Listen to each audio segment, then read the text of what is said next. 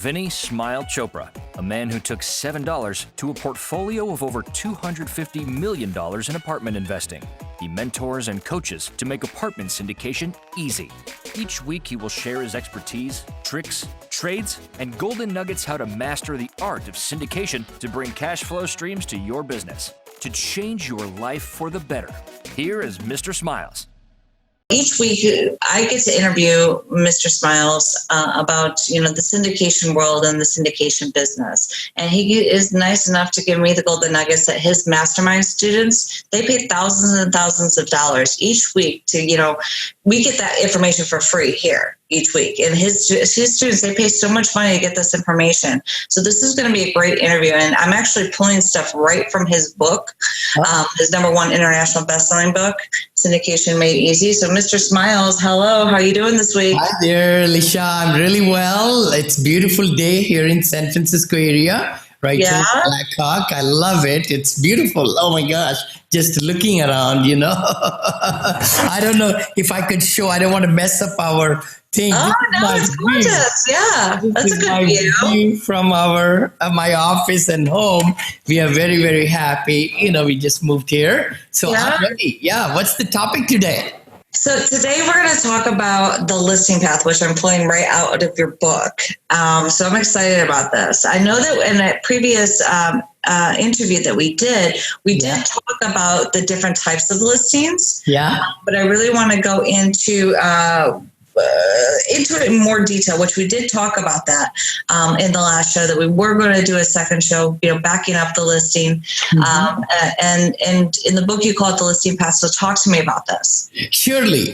See, the thing is, we are talking to the brokers. We are building relationships with lots of brokers in 2 or 3 emerging markets. Like I say that in the book. Also, Alicia, the key thing is that we need to make sure how we get the listings from the brokers. We want to be as close to their best list as possible. What do I mean by that? See, brokers have 4 or 5 different lists of people that they give the crud.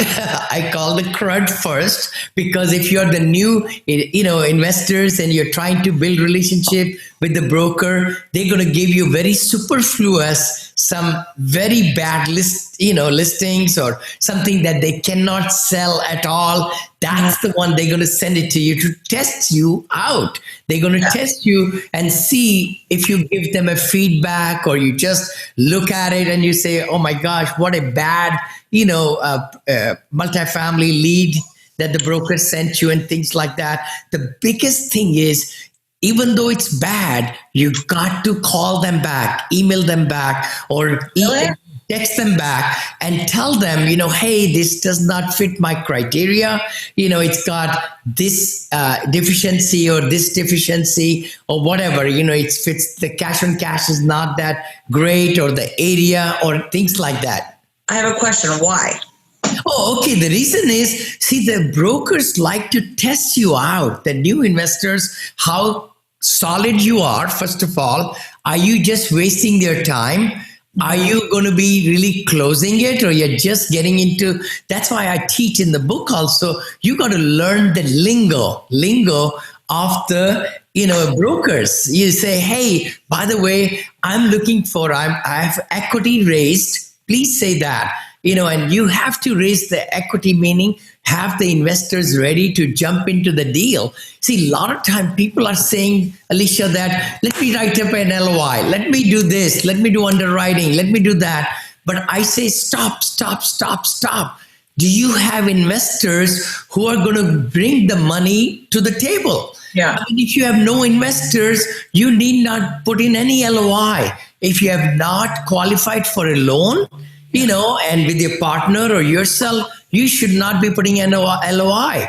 You need to start it just like my book says, get the whole sequence started in the right way, because you got to get the investors down. You got to have pre-existing relationships with the 506B. Many of you have been following me now for quite a bit of time. You got to be already in that sync. have your LLC made, have the team made, and then have the pre-qualification and the proof of funds already secured through a lender or co-sponsor or principal. And then also you need to really now be building relationships with the investors. You cannot get a deal under contract and then look for investors. That's the wrong way, and it's the SEC frowns upon it and everything. You have to have pre-existing relationship with the investors, document signed, the CRM notes all written out so that there is a curation period and all that. Okay, let's go to brokers again. So now, so the reason why you're calling them to tell them the deal's bad is to not only tell them that you're serious, and that you're doing your research, but to also clarify what you want. Exactly. So true, Alicia. I mean, I cannot say, hey, I'm looking for some multifamily, 8 unit or 14 unit in this area. That'll be a very bad thing. They're going to already know that you're a newbie. You're just trying to get some properties and not even know, don't have money. See, the broker's main purpose is to sell the property. Any salesperson will, right? Yeah. So you have to come up with really good, solid pitch. I call it, a script or pitch to tell them, hey, Mr. So-and-so, I'm Vinney Chopra. I'm very excited about the neighborhoods of so-and-so in your MSA. You got to say that, and so much is happening in this area that my partners, you have to say that, my partners are looking for some really good asset in this area in the range of 8 units to 50 units or 8 units to 20 units. You got to give that specific number because otherwise you're wasting their time and your time.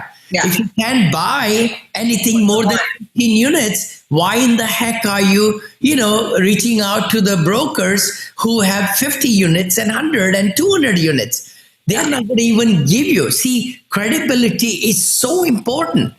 It's so important that you don't mess up with the brokers.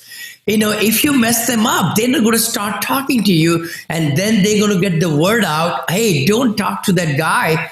He's just a waster, time waster. He never replied to me, and they all talk. They have breakfast and things like that, lunches together. So be careful, what you are talking to brokers about. Build relationships and call them back or text them or email them every, I say 10 to 15 days. 10 to 15 days. If you're starting out, you got to be in the skin, and send them some articles.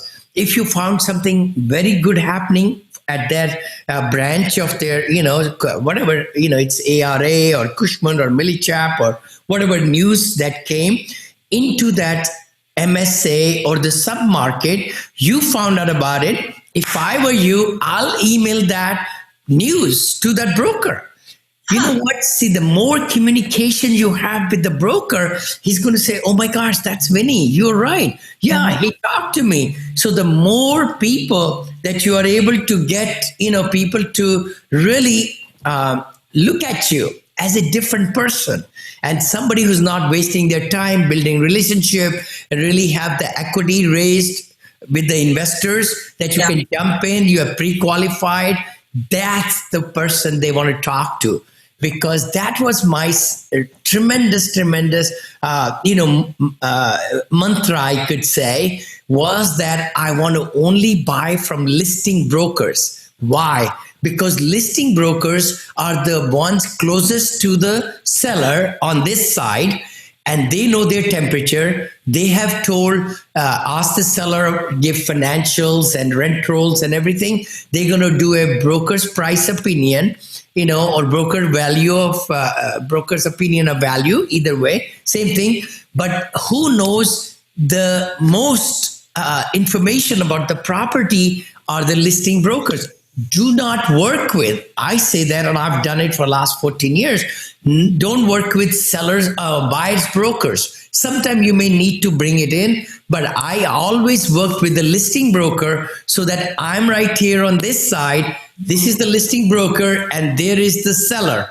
So there is no vacuum. I call it, there is no vacuum. So no loss of communication. Easy change. So yeah, because people change the stories. I mean, if you tell your buyer broker, he's got his interest, he's going to say something else to comply to this listing and all that. So in the whole scheme of things, I want to mention about this podcast, brokers have different levels of interest of the investors. So they give to the closest to them who have been performers. That's the word. They are called buyers or performers on time. They do not do retrades. That's a big word. Some of you may know about it, some don't. What that means is you put an LOI together and then you say, hey, let me lock it up for 30 days.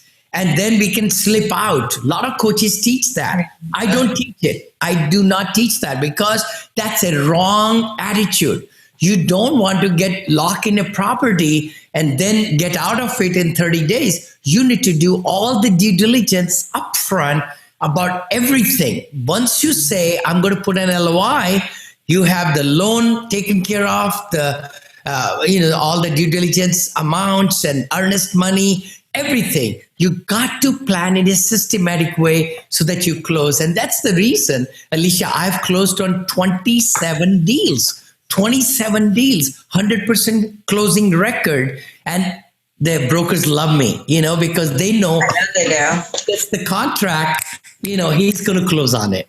Well, and I love it because actually I wanted one of our next podcasts, we're going to talk about LOIs and we're going to talk about retrades and the pros and cons, but I want to get back to the listing path. Yes. So I know that brokers are dire when it comes to the multifamily business and making sure that you're stay close to the seller as you can, if it's possible. So I guess when I'm looking at your book, let's go. Like, I know we went through the different types of listings before, but let's do a brief overview of what they are and, and then what type of listings that there are available, just so that we're definitely educating, and then like what to do to prior analyze a deal. So that way they know, what to, actually that could be a whole nother podcast in itself. Yeah. Different podcast about how to analyze a deal prior. Totally. Oh yeah. That with the LOI, with this one, that's going to be a great month of how to get started on your multifamily business. Totally. Alicia, also I wanted to mention to you, I know in the revelation with my travels, I have not really traveled that much in the country. In 5 years, by the way, I just went out 2 weeks back to Dallas, to Houston, book signing and all that, meeting a lot of people. We had almost 558 people there in the Dallas conference. And I was so humbled, actually, how many people knew me, and I really appreciated that. And they were taking pictures with me and, the book signing and all. And Boston, same thing, then New York, then all the places, New Jersey. And, I'm just going to be so excited to really get out there because my thinking was, Alicia, that I don't need the money. I don't need the deal because I have so much great contacts with the brokers. They give me the pocket listings or napkin listings. And then I have the money from my investors. I can raise $7 to $10 million in a day or two, so that's not hard. But I think I'm going to get out more. I just want to let everybody know in September, as this podcast is coming out or whenever, that please be there in Orlando. I'll be there with Jake and Gino, my good friends, and Dylan Marma and everybody, on the stage. We are also putting some really good things right here in the Silicon Valley, right in my backyard, right in San Francisco area. I'll be there on September 26th. I think with David Green, the co-host of Bigger Pockets. We are chairing, really great event with Bo Eckstein, and a lot of great speakers are going to be there. So please go ahead and come out there and meet with, people and, get your education so that you can move into, the great world of multifamily and other businesses, So, sure. Remind me, I have an idea about some of those events. Yeah, let's go back to listings again. The thing is, lots of things stay in my mind quite a bit. The big thing is that, like you shared this book, I mean, it took me 2 years to write it, by the way. And, I'm so glad that people are liking it and so forth. And, we are converting it into audio, by the way. Yeah, that should be done here in the next probably 10 days. 10 days or so. Spanish version is already back. So we are checking it, proofreading it and all. And then, we are thinking about the second book that I'm writing on positivity brings profitability. That's exciting. That's getting the start already. But let's talk again. The podcast was about brokers, relationships, and listings. Things that counts. We can also do our own different ways to get the listings also. We don't need to involve the brokers. And that is the way through texting, through email campaigns, through letter writing, directly to the, sellers or owners, we should call it.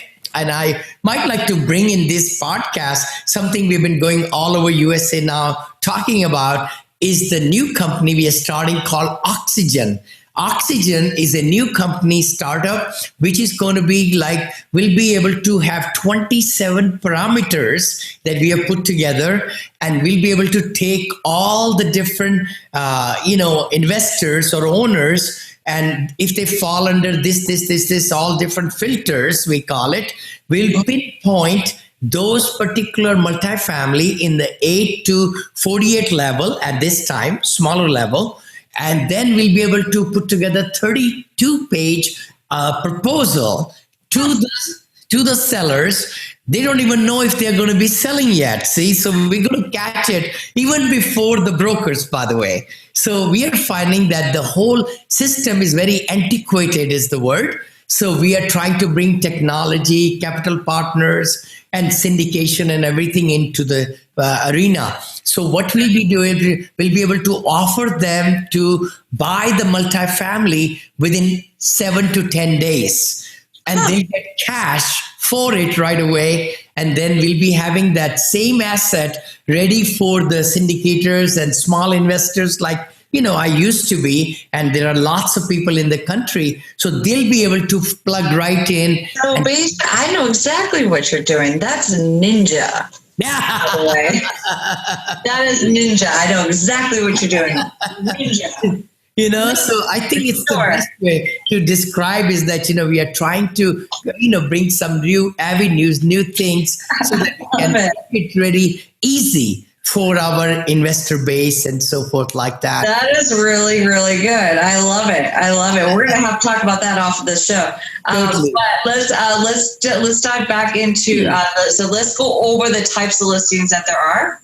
So, yeah, Alicia, what you're talking about, what I mentioned in the book, is so true because the thing is every broker has about 4 or 5 different levels of listings. Okay. In other words, the very first one, I invented that, by the way, is the napkin listing. What that means is, I found when I was doing it over there in the Texas market, one broker will give me the address of the property. That's all I needed, just the address. And it was when the seller was sitting down in a napkin and writing it down, hey, we want to sell the property. It was a napkin listing and the broker was giving me those deals right from the napkin.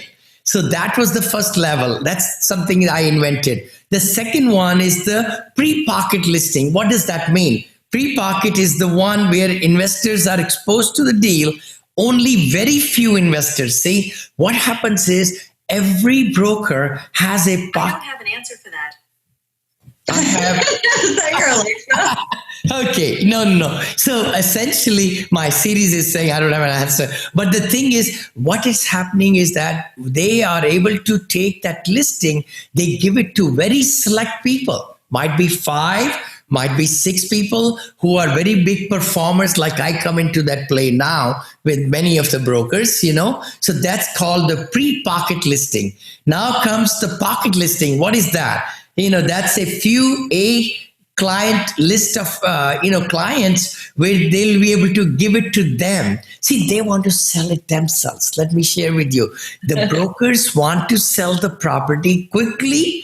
They want no retrade. And they want to give it to the people that have been performing, already, and they have the gumption, the money, and all the things are all approved for them. You know what I mean? So that's the other one I talk about. And then they open it up to their office. Aha. So what that means is now they're giving from their pocket, the listing is going out to their other brokers and other people right there in their office. And then, of course, is the one office floor, they open up to all the people, other brokers and things like that. And the last one is, popular welcome listing reaches the entire public. And that is called what? The LoopNet, or, the other platforms online. So there are different levels, as you can tell.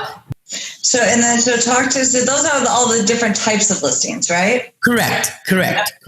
And so obviously the ones that you would prefer would be the napkin. Oh my gosh, the very first one. I mean, the napkin or the pocket listing is the free pocket even is the best one. So please do look into this book. It's got lots of great nuggets that it took 2 years to put together.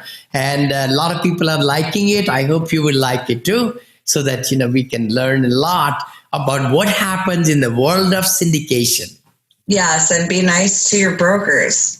Yes, be nice. Very, very nice, guys. They can make and break you, really. And I love to text them. I mean, a lot of my brokers, when I go to Texas, when I go to Atlanta, I go to Florida, I go ahead and text them. Same message. Hey, Vinney is coming and I really appreciate what you are doing for me. If you have something in the pipeline, please let me know so that I can tour those properties, or my team can do the analysis. The biggest thing my brokers tell me, Vinney, first of all, we like working with you because you are very prompt in replying and you give me decision quickly. That's the big thing, because the worst thing can happen is they send out to a lot of people their listings or whatever information, but you don't reply back.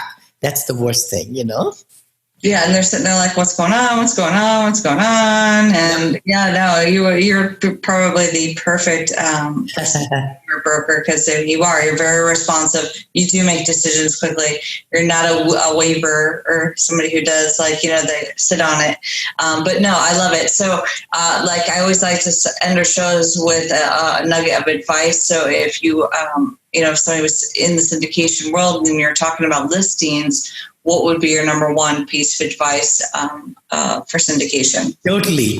Alicia, I would say, definitely look at all the avenues to get some great listings. I mean, that's the name of the game. I know it's been tougher, to be truthful. We are in the, August, actually, middle of August of 2019. It's been a pretty, competitive. I think last year was very high too, 2018, but 19, it was quite a bit. We did buy one great property, 52 million. And I just toured some pocket listings, right there, also more in Florida. So they are out there. Don't give up. You may be that it will take you a little bit time to move in the ranks with your brokers. But please look into this whole podcast, give them good feedback and steer them. I call it steering the brokers, only work with the brokers or waste their time. I shouldn't say waste, but use their time for the benefit of them and you. So the more you find out and they find out that you can close, you have the money raised and that you are a great performer and you're a closer, you will inch it up, So please be kind to the brokers. Nice. Be kind to the brokers. That should be a shirt. You should start throwing some swag on your website. All right, guys, you just got your weekly syndication golden nugget from Mr. Smiles, Vinney Chopra. Don't forget to like, subscribe, and comment. Also, if you guys have any questions for Mr. Smiles, please leave them in the comments. We'll be sure to answer them on the next show. And then we hope you guys have a terrific week. We hope we do these shows every week to help, Mr. Smiles wants you to bring your business to the next level. And he always says, make it happen each day. And Mr. Smiles can be found at VinneyChopra.com, right? Yep, VinneyChopra.com all the way. MonilInvest.com. That's another one. Monil Communities and all the places. But best thing is to go on the YouTube channel, Vinney Chopra, Instagram, Twitter, Facebook, my academy, the group, closed group also. Got the book on Amazon. Yes, that's right. Go over there. So thank you so much, Alicia, and look forward to next week. Awesome. All right. Thank you, Vinney. Thanks, guys. Till next week.